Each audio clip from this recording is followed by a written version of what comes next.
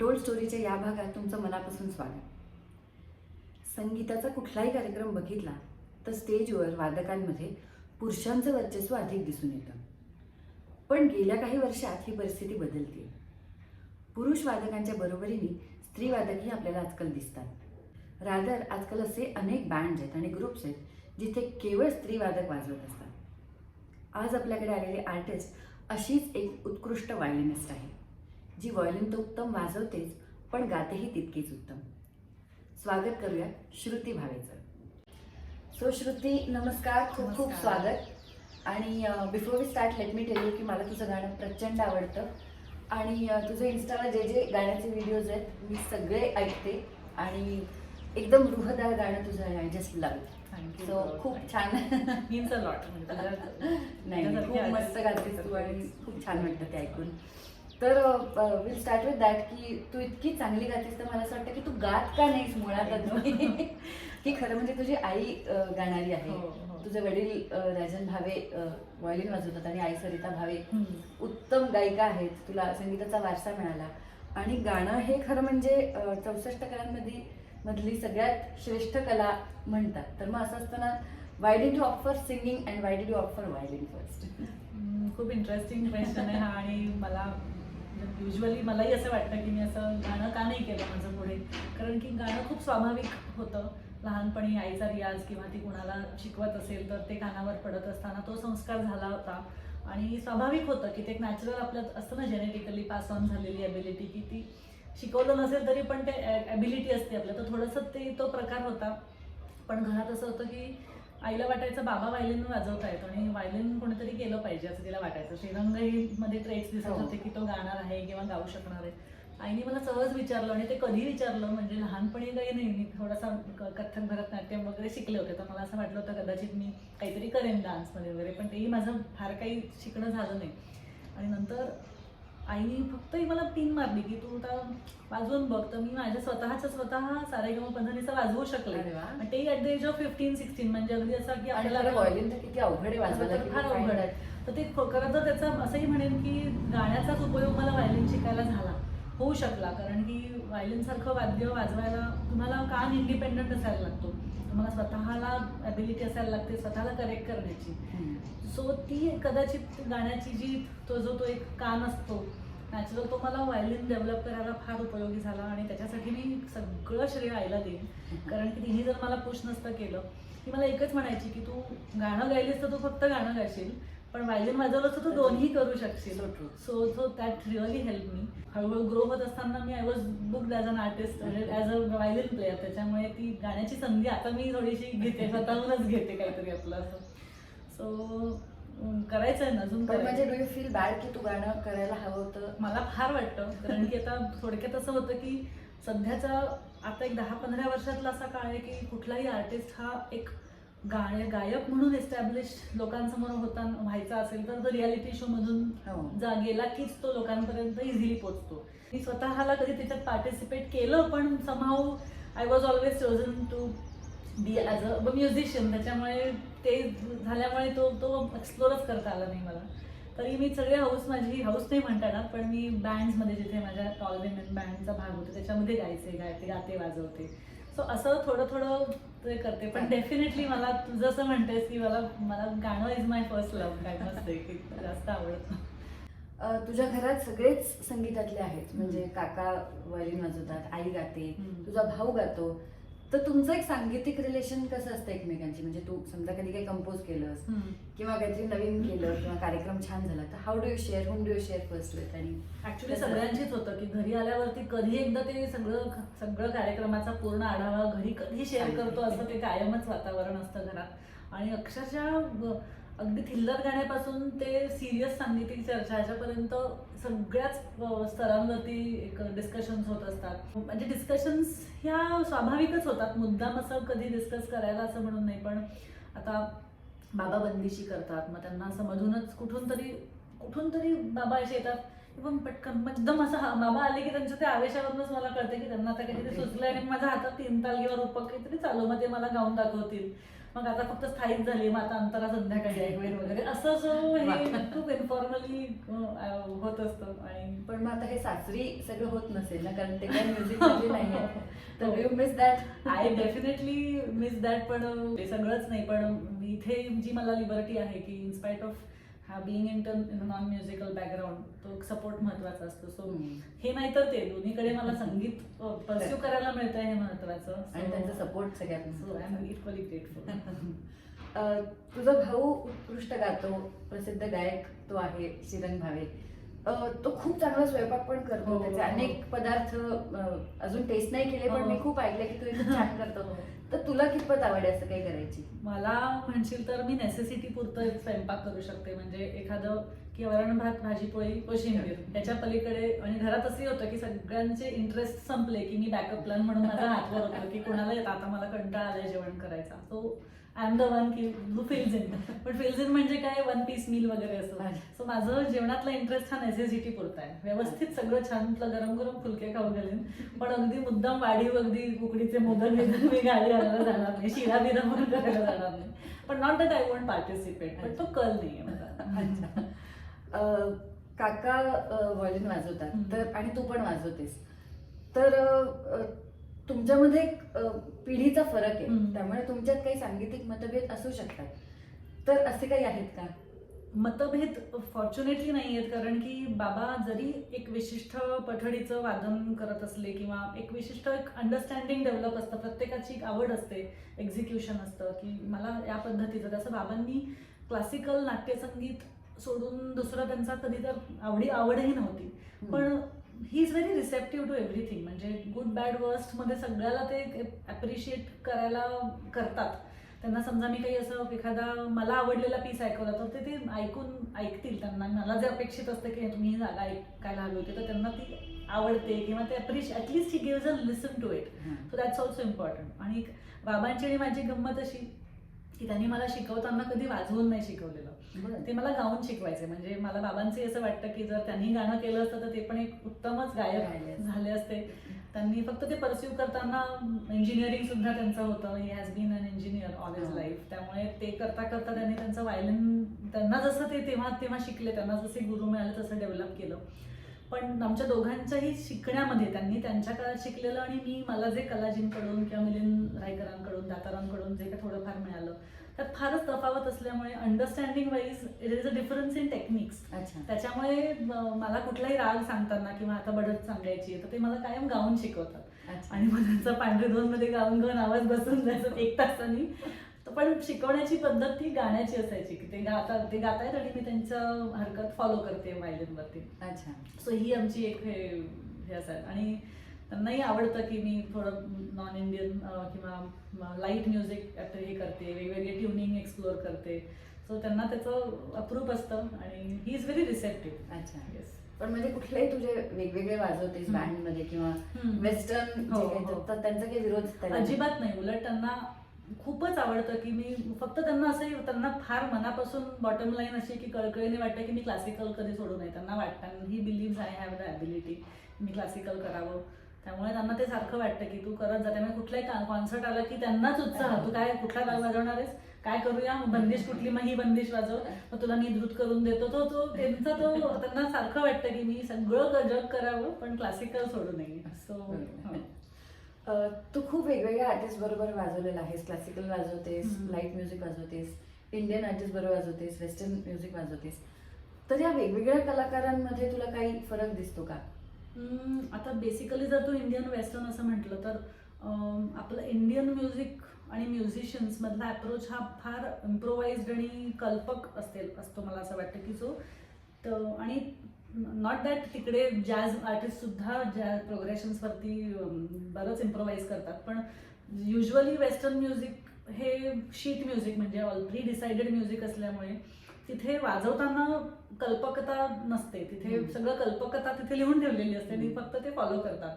वेरॅज आपल्या संगीताचा पाया असा आहे जो नॉन बॉलिवूड म्हणजे बॉलिवूडमध्ये सगळीकडे लिहून ठेवलेलंच असतं की ही जागा अशी एवढ्या बार्समध्ये सगळं म्युझिक आहे. पण predominantly Indian music is improvised. म्हणजे कुठल्याही थीमला बेसिक बंदिश, जसं आपण कुठल्याही बंदिश म्हणा, ओल्ड म्हणा, फोक ट्यून म्हणा एखादं रिफ म्हणा, त्याच्या आजूबाजूला जाऊन शेवटी आपण इम्प्रोव्हाइज करून त्या जागेला येतो. सो हा बेसिक डिफरन्स जाणवतो. आणि पण आफ्टर ऑल इट्स म्युझिक, आणि मग ते रिटर्न असो किंवा इम्प्रोव्हाइज असो. So I believe in appreciating it. त्यामुळे आणि आर्टिस्टमध्ये काही फरक दिसतो? अप्रोचेसमध्ये फरकपेक्षाही मला त्यांच्यात दोन्हीकडे depends on how you are as an artist. तर प्रोफेशनलिझम त्यांच्याकडे पण समजा त्यांना काही एखादं गोष्ट आवडली तर ते लिहून काढतात की अरे मला आता डिपेंड्स आपण कुठल्या पद्धतीचं कोलॅबोरेशन करतोय. पण मला असंही वाटतं की आपण फार जास्त मोल्ड होतो वेस्टर्न म्युझिकला, आणि दे डोंट मोल्ड इट. ते त्यांच्या पद्धतीचंच, त्याच्या बाहेर जाऊ शकत नाही. आपण फार जास्त फ्लेक्झिबल आहोत as an Indian artist. We are more creative. They are more creative असंही असं डिपेंड. आता ही व्यक्तिशः पण आपली एक ॲबिलिटी असू शकते की क्रिएटिव्ह व्यक्तिशः असतात. आपण नुसतं आपण एक इंडियन म्युझिशियन म्हणून जास्त क्रिएटिव्ह असं आपण लेबल नाही लावू शकत. पण एक समजा जर तुम्ही ओपन असाल टू एक्सपेरिमेंट्स, तुम्ही रिसेप्टिव्ह असाल, तुमच्यात ॲबिलिटी असेल की तुम्ही एक नॉन इंडियन किंवा तुमचा रेग्युलर जो जॉनर आहे त्याच्या व्यतिरिक्त तुम्ही जेल होऊ शकता आहे. तर मला वाटतं आपण जास्त मोल्ड होतो नॉन इंडियन म्युझिकला, आणि आपण जास्त ब्लेंड जास्त चांगलं करतो दॅन दे डुईंग इट. असं कुठेतरी मला एक अनुभव आला. I might be completely wrong. अशी कुठली गोष्ट आहे की जी अजून तुझ्या विशलिस्टमध्ये करिअर वाईज की जे अजून झालं नाही, तुला करायची खूप इच्छा आहे? मला कंपोज करायचं आहे छान. कारण की कुठेतरी आय डोंट नो की may be this is very personal to say की मला कुठेतरी I don't know how it grew, पण मला सेल्फ डाऊट असायचा कायम की हे मी जे करते ते आवडेल की नाही कोणाला. म्हणून मी कधीच काहीतरी छोटं मोठं केलेलं, कुठली आयडिया डेव्हलपच केली नाही. आणि also because I have always been a collaborative artist. मी कायम कुणासाठी तरी वाजवलेलं आहे. म्हणजे स्वतःचं म्हणून मी सुरुवातीला एक क्लासिकल शिकल्यामुळे काही कॉन्सर्ट्स केले असतील तेव्हा आपण आपली आयडिया डेव्हलप केलेली असते, शिकलेली, गुरूंनी सांगितलेली, बाबांनी शिकवलेली, आपण ती डेव्हलप करून स्टेजवर एक सोलोइस्ट म्हणून परफॉर्म करणं वेगळं. पण एक कोलॅबोरेटर म्हणून कायम तुला तर हे वाजवायचं आहे किंवा तुला तर हे 8 बार वाजवायचे आहेत, कायम when you are given the task. त्याच्यामुळे I personally never explored the possibility of मी डेव्हलपिंग समथिंग.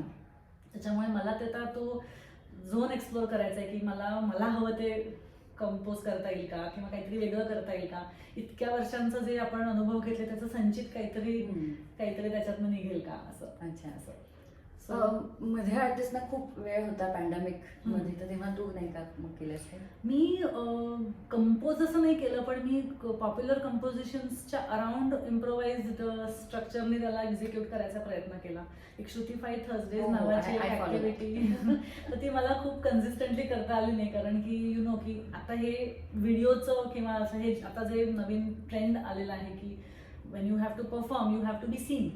पूर्वी आपण कसं स्टेजवर असायचो किंवा रेडिओवर असायचो, आपण जाऊन आपलं काम करायचो. आता ती एक ॲडेड टास्क असतो. त्याच्यामुळे I had to cultivate the काय म्हणतात इंटरेस्ट की आपण स्वतः तो हे करायचं, व्हिडिओ स्वतःचा क्रिएट करायचा.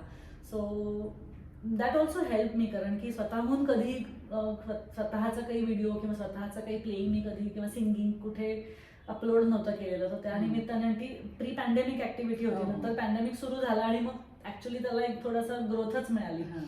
त्यांनी मला खूप एक वेगळाच कॉन्फिडन्स मिळाला की आपण करूनच बघत नाही, करून बघितल्यावरती जो प्रतिसाद मिळतो किंवा एक पॉझिटिव्ह त्याच्यातनं रिस्पॉन्स मिळतो, त्यांनी जो एक हुरूप मिळतो की अरे हे आवडत होतं, why was I even hesitating to attempt this.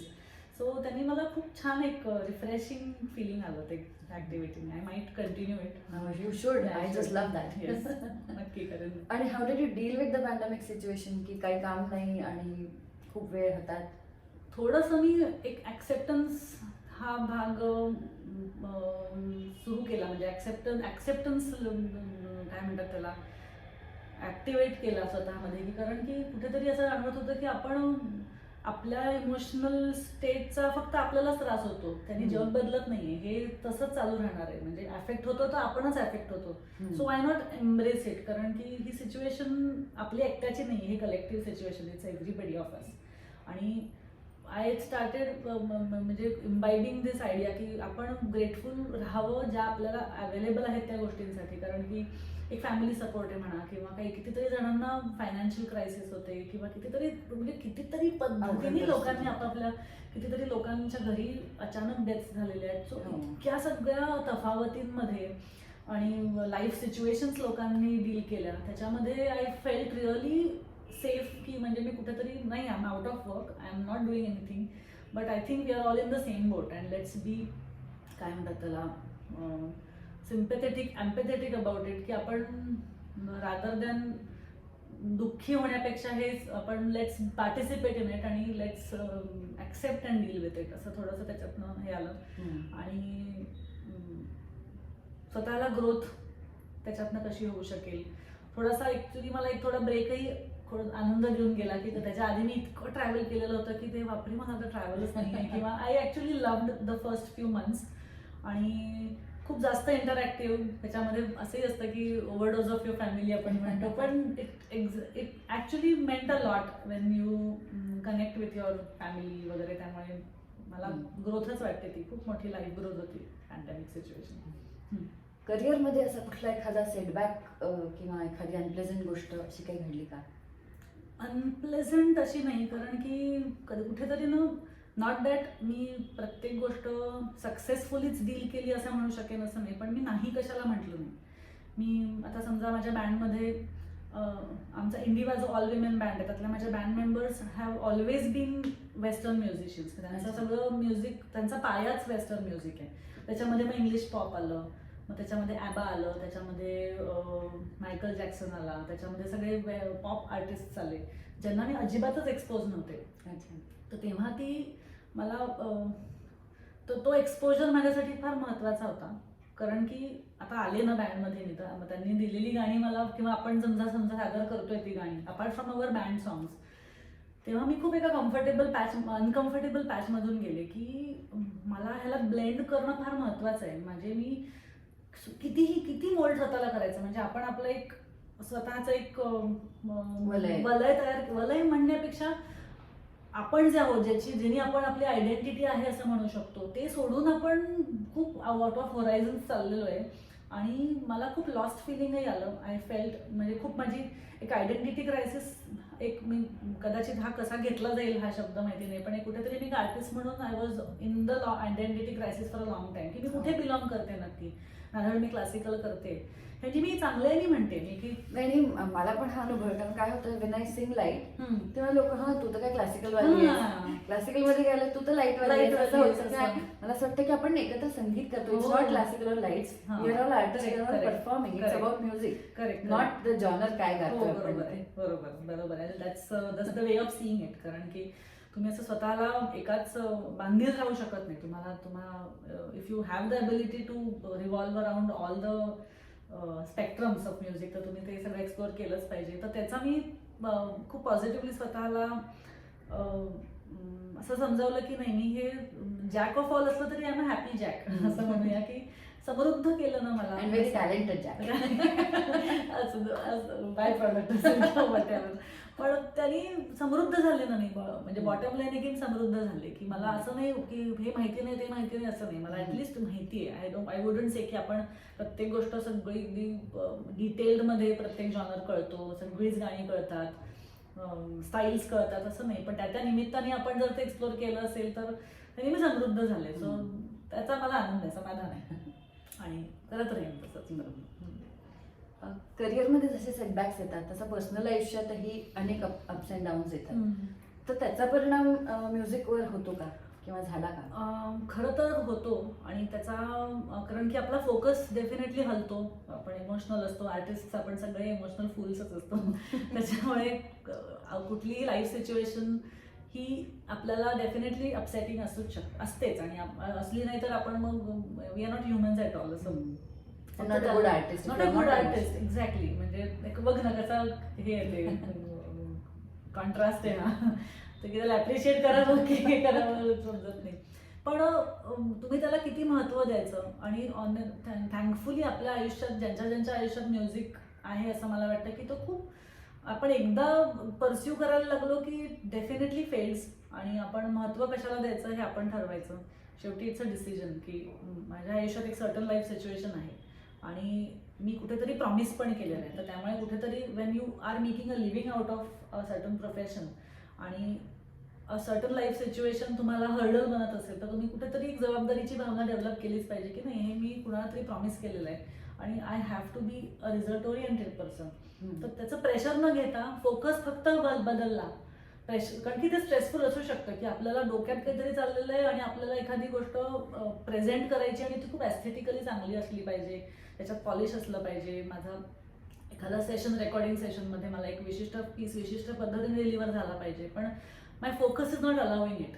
So better relax and focus. So ती मला ते डेव्हलप केल्यावर त्याचा बराच फायदा झाला, कारण की आपण एखादी गोष्ट नाही बदलू शकत पण त्याच्याकडे बघायचा पर्स्पेक्टिव्ह तर बदलू शकतो. सो त्याचा उपयोग झाला मला. मी भैरव ते भैरवी कार्यक्रम करायचे तर तेव्हा असं व्हायचं की सगळेच माझ्याबरोबर मेल आर्टिस्ट होते. आम्ही 1.5 महिना टूरला गेलो तर सगळे फक्त गाणारे वादक सगळे मेल आणि ते पॅम्पर्ड मी, त्यांनी माझी काळजी घेतली, सगळं झालं. बट स्टील एक मैत्रीण बरोबर नव्हती ते की कुठेही इंटरव्हलमध्ये पटकन मेकअप बघून येऊ किंवा गॉसिप करू, गप्पा मारू किंवा रात्री जागरण करू वगैरे, तर असं करायला कोणी मैत्रीण नव्हती. तर तुझ्या बाबतीत तर हे खूपच होत असणार, कारण वादक कलाकार जास्त करून मेल आर्टिस्ट असतात. तर असं कधी होतं का की कुठली फजिती किंवा काहीतरी काही म्हणजे काही पण गमतीशीर प्रसंग किंवा असं कधी काही होतं का? असं तर गमतीशीर प्रसंग घडवूनही आणता येतात, कारण की एक मुलगी एकटी असली की ती युजली कॉर्नर केली पण जाते आणि out of fun, of course not out of teasing or anything. पण जेवढा आर्टिस्ट म्हणून रिस्पेक्ट मिळाला तितकाच मला एक मुलगी म्हणून सुरुवातीला असं असायचं की अचानक मी रूम मध्ये आले की मग सगळे एकदम सायलेन्स व्हायचं की कारण काहीतरी त्यांचं चालू असायचं, व्हॉट एव्हर विषय असेल. आता शिवीगाळ हा प्रकार युजली कुठेही असतोच आणि मग ऑकवर्ड सिच्युएशन्स व्हायच्या. आता I would like to take an example of Kamlesh Bedkamkar की जिच्याबरोबर मी खूप सातत्याने गेली 12 वर्ष काम केलेलं आहे, करायला त्याच्याबरोबर मिळालंय. सो सतत रेकॉर्डिंग्स म्हणा, रिहर्सल्स म्हणा, सारेगमपच्या सेटवर म्हणा किंवा आम्ही कुठे टूर केलाय म्हणा, सततच मी असणार आहे तिथे. मी काय त्यांना पर्याय नाही आहे. त्यामुळे ते आता इतकं असं झालंय की मी I am considered as like पुरुषच आहे मी त्या बँडमध्ये, कारण की आता ही असणारच. आता हिला किती आपण हे करायचं, ही असल्याचं किती आपण काय म्हणतात त्याला बॉदर करून घ्यायचं. सो आता मी I am one of them असं झालंय की आता त्या ऑकवर्ड सिच्युएशन्स नसतात आणि बाकीचे ऑकवर्ड होतात तो बघत असताना, पण मी नाही होत. मजा असते. नवीन येणाऱ्या मुलांना काही तू सल्ला काय देशील की जे गातायत किंवा व्हायोलिन शिकणार आहेत, तर त्यांना काय गाईड करशील? आता एस्पेशली व्हायोलिन शिकणारं कोणी असेल तर ना, आता काय झालंय, आता आपण सगळेच एक आर्टिस्ट म्हणून जे ऑब्झर्व करतोय की पॅन्डेमिकमध्ये शिकण्याची पद्धत ही अचानक ऑनलाईन झाली, व्हर्च्युअल झाली. आता आधीपासून जे कोणी शिकणारे असतील त्यांना नुसतं नवीन एखाद्या बंदिश शिकायची किंवा नवीन एखादं गाणं शिकायचं तर ते ऑनलाईन शिकवू शकतो, पण शून्यापासून एखादी गोष्ट शिकवणं तर हा एक फक्त हॉबी म्हणून प्रकार झालेला आहे. सो आता पर्स्पेक्टिव्ह खूप बदलत चाललेला आहे शिकण्याकडे सुद्धा. मुलांना पेशन्स नाहीये.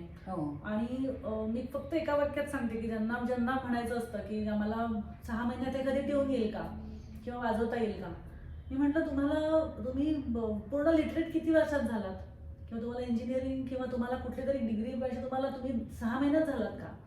तुम्ही यू शुड नॉट अंडर म्हणजे सांगतानाच म्युझिक हे सोपं आहे, तुम्हाला 6 महिन्यात येईल असं करण्यापेक्षा तुम्ही एक मानसिकता डेव्हलप सिरियसली झाली पाहिजे. म्हणजे स्पेशली ज्या नॉन आर्टिस्ट फॅमिलीज असतात ज्यांच्याकडे ते महत्व नसतं की what it takes to be an artist किंवा एखादी कला परस्यू करणं म्हणजे नक्की काय असतं, त्याच्यात ग्रो होणं म्हणजे काय असतं, व्यासंग असतो.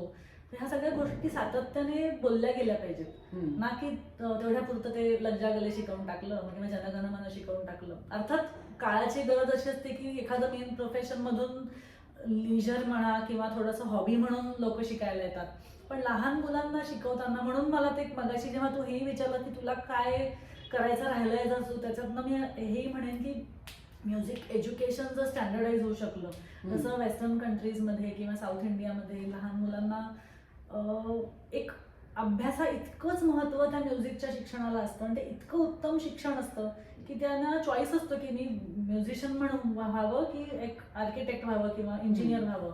तर इतक्या चांगल्या पद्धतीचं शिक्षण आता आपल्याकडे अनफॉर्च्युनेटली तसं नाही आहे. खूप म्हणजे वेगवेगळ्या पद्धतीने किंवा वेगवेगळ्या स्टाईल्सने शिकवलं जातं, त्याच्यात स्टँडर्डायझेशन नाही आहेत किंवा हम्म. सो तसं व्हावं सो दॅट मुलांना ऍटलिस्ट एक चांगलं ऑडियन्स म्हणून ते मूल पुढे हम्म. अप्रिशिएट करेल म्युझिकला, जर म्युझिशियन झालं नाही तरी. सो ते ग्रँटेड घेऊ नये कोणी.